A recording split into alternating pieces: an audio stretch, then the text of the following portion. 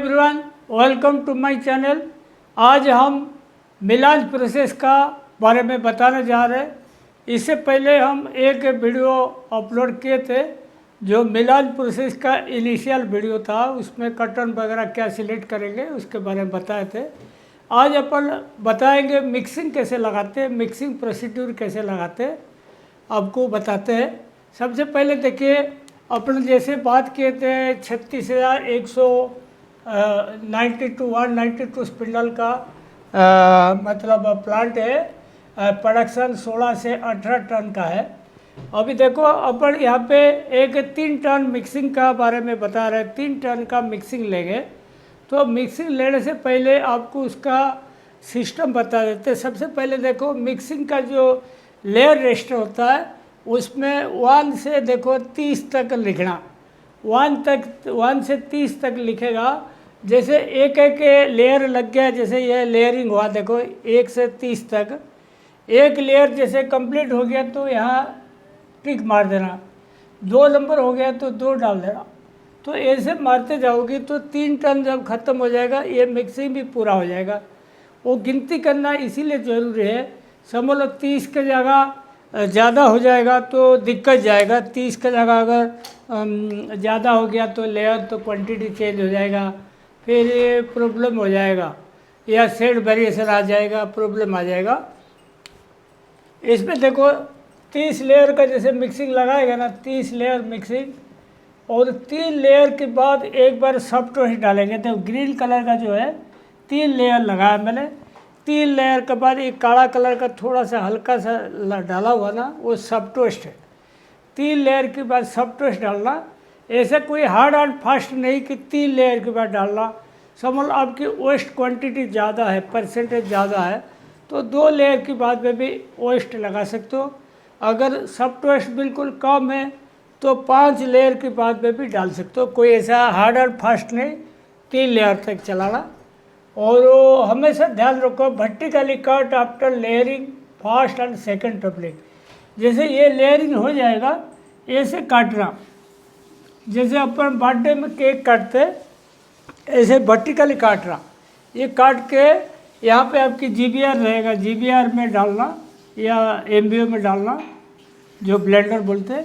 उसके बाद ये कंप्लीट हो जाएगा। ये पूरा कमरे में फैलाना, वो माल पूरा कमरे में फैला के ऊपर तक जाना। वो जब भी वो कमरे में फैलाएगा तो उसमें बिल्कुल प्रेस करते रहना, और लेयर की टाइम में भी प्रेस करते रहना, ठीक है। और लेयर जैसे हर लेयर के बाद एक बार आपको एंटीस्टैटिक एजेंट और पानी का मिलावट का जो स्प्रे होता है, वो स्प्रे गन के थ्रू बढ़िया यूनिफॉर्मली इसको स्प्रे कराना। तो इसमें देखो, स्प्रे करने के लिए जो अपना यूज करते केमिकल या पानी, उसका बारे में बताते हैं। LB 40.03%, 0.3%, 215 to 0.1%, और वाटर 3 से लेकर 5%। मतलब कभी कभी ड्राई मौसम है तो आप 5% चला सकते हो। ठंडी का बारिश का मौसम है तो 3%, 3.5% चला सकते हो। तो डिपेंड करते हैं आप कौन सा टाइप का माल चलाते हो। तो उसके बाद फर्स्ट टपलिंग हो गया, उसके बाद सेकंड टपलिंग करना, वही माल फिर वर्टिकली काटना। ऐसे ऐसे वर्टिकली काट के लेना, ऐसे ऐसे करके फिर इसको और एक जीबीआर में चलाना या ब्लेंडर में चलाना। फिर वो आएगा सेकंड टपलिंग। सेकंड टपलिंग भी इसको ऐसे ही बीच बीच में प्रेस करते रहना। हमेशा ध्यान रखो, वेस्ट जो डलेगा लेयरिंग टाइम में डलेगा ताकि वो बराबर मर्ज हो जाएगा। उसके बाद सेकंड टपलिंग होने के बाद फिर ब्लोरूम लाइन में डालना मटेरियल, फिर कार्डिंग में डालना। कैसे? कंडीशनिंग होने के बाद। और उसका देखो, ये जो तेल पानी बताया आपको 0.3 और 0.1, 3 से 5% है, वो क्या मटेरियल के ऊपर डिपेंड करेगा। मटेरियल टू मटेरियल, या आपकी जो एरिया कहाँ पे आप काम करते हो, कहाँ पे मिल लगा हुआ, उसके हिसाब से डिपेंड करेगा। अच्छा, उसका जो प्रोसीड्यूर है देखो मिक्सिंग का, 3 टन का अपन जैसे मिक्सिंग लगा के बात कर रहे थे। सी डाई हाउस मेमो सेट ओए कंपोनेंट वाइज। जैसे समझ लो डाई हाउस का जो एक मेमो आता है, इंटर ऑफिस मेमो आता है, उसमें हर क्वालिटी का फाइबर का सैंपल लगाया जाता है और कौन सा माल कितना परसेंटेज है वो भी लिखा जाता है। वो फाइबर का डिटेल जाता है, कौन सा कटन दिया, कौन सा कलर दिया, कौन सा शेड नंबर दिया, कौन सा मर्ज नंबर दिया, वो सब डिटेल आएगा उसमें। उसके बाद वेस्ट जो होता है वो कितना परसेंट डालना है, उसी कैटेगरी का वेस्ट तो वो लिखा जाएगा, इतना परसेंटेज वेस्ट डालना। तो उसी हिसाब से क्या करोगे, एक लेयर जो 100 kg का बनाओगे तो उसमें आप हर वैरायटी का कंपोनेंट का वेट करोगे। समझ लो एग्जाम्पल बोल रहा हूँ, आप एक मिक्सिंग लगाने जा रहे हो, उसमें 4 वैरायटी का मटेरियल है, 4 टाइप का। तो 4 टाइप का मटेरियल है, 4 टाइप का आप अलग अलग वेट करोगे। कोई 20 किलो है, कोई 15 किलो, कोई 17 किलो, कोई 18 किलो। तो इसको वेट करके लोगे। वेट करने के बाद 100 किलो का जैसे हो जाएगा तो इसको मतलब 100 किलो का हो जाएगा, इसको लेके मतलब लेयरिंग में डालोगे। ठीक है, उससे पहले देखो क्या करना, check moisture of each component में ग्रे और डाइड। जो फाइबर में जो मॉइस्चर होता है, जो नमी रहता है, जो आर्द्रता रहता है, जो वाटर मॉलिक्यूल रहता है, उसका जरूर चेक करना। मॉइस्चर ज़्यादा रहेगा, कभी कभी शेड वेरिएशन आ जाएगा, आपकी शेड ऑफ हो जाएगा, प्रॉब्लम जाएगा। तो मॉइस्चर हमेशा ध्यान रखो, 7.5 से 8.5 तक रहेगा, कोई दिक्कत नहीं है। Open carded component with blender gauge 5। ये जो लेयरिंग करने से पहले जैसे अपन 100 किलो का कंपोनेंट लेंगे, 100 किलो का लेंगे तो इसको क्या करेंगे, फाइबर को अलग अलग शेड का एक ब्लेंडर में ओपनिंग कराएंगे। समझ लो आपकी कार्डेड स्लाइबर मिला तो मतलब ब्लेंडर का गेज 5 पे रखना है। हमेशा ध्यान रखो, ब्लेंडर का गेज जो होता है इबनर रोलर और इंक्लाइन लैटिस का बीच में गेज होता है। वो क्या गेज होने से क्या होता है, मटेरियल बड़ा बड़ा टॉप नहीं देगा, छोटा छोटा बारीक बारीक खुल के भेजेगा। तो कार्डेड स्लाइबर अगर है तो 5 के गेज में खुलना। Hand open the combed component. Comber sliver है तो हाथ में तोड़ के डाल सकते हो या वाइड गेज 10 की गेज में भी चला सकते हो। अच्छा, लेयरिंग बाई हैंड, ये जैसे लेयरिंग करेंगे, लेयरिंग करने के टाइम में हाथ में आप फैलाना इसको बराबर कंपोनेंट वाइज। जैसे 100 किलो का हुआ ना, इसको एक जगह 5 वैरायटी का ले लिया, इसको हाथ में मिला दिया। मिलाने के बाद पूरा छिट्टा मार के पूरा कमरे में फैलाना ताकि हर कंपोनेंट तरीका से रहे। Layering by hand, mix up all component after ओइमेंट। जैसे आपने 100 किलो का कंपोनेंट लिया, इसको हाथ में बढ़िया से मिला देना, फिर हाथ से लेके पूरा कमरे में लेयरिंग रूम में पूरा छिट्टा मार के पूरा स्प्रेड करके डालना, एक जगह नहीं डालना। अच्छा, each layer must be 100 kg of fibre. हाँ, हमेशा ध्यान रखो, हर लेयर का वेट 100 kg होना चाहिए। 100 kg से ना कम लगाओ ना ज़्यादा लगाओ।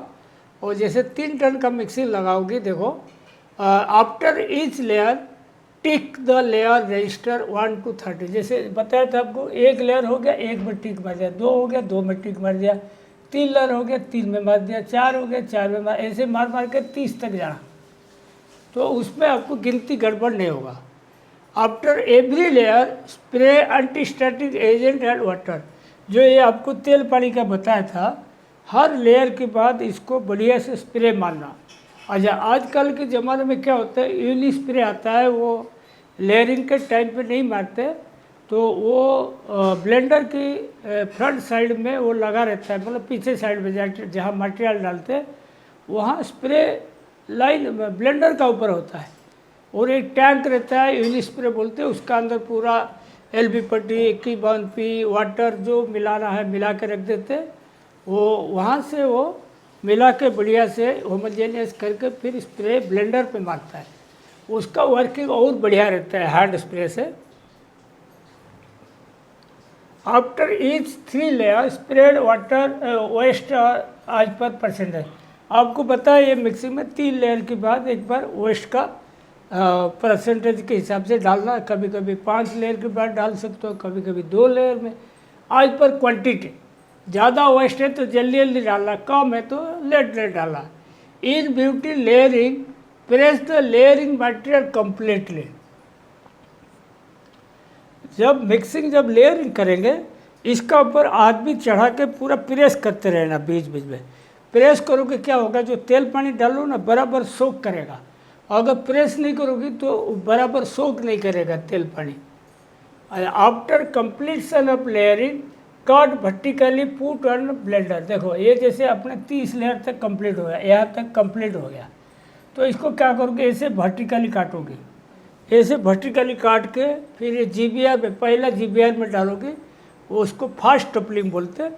और वहाँ से वो टपलिंग होके आ जाएगा, फिर और एक GBR में डालोगे, उसके बाद सेकंड टपलिंग हो जाएगा। यहाँ से गिरेगा, जो फर्स्ट टपलिंग होगा दबा दबा के रखना, फिर वहाँ से वर्टिकली काटना, फिर एक GBR में डालना, फिर वो GBR से आएगा तो यहाँ पे सेकंड टपलिंग का जगह आप जमा करके रखोगे।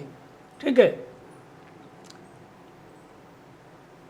During spraying increase spray volume from bottom to top layer.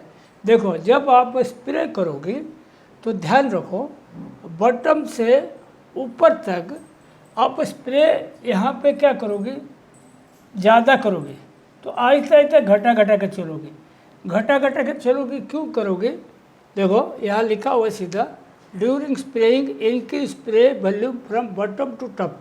यहाँ से अपन जब जाएंगे, बढ़ा बढ़ा के जाएंगे, तो यहाँ पे ज़्यादा डालेंगे तो वो क्या होगा, वहाँ से मतलब पानी और तेल पानी नीचे नीचे सोख करेगा, जाएगा।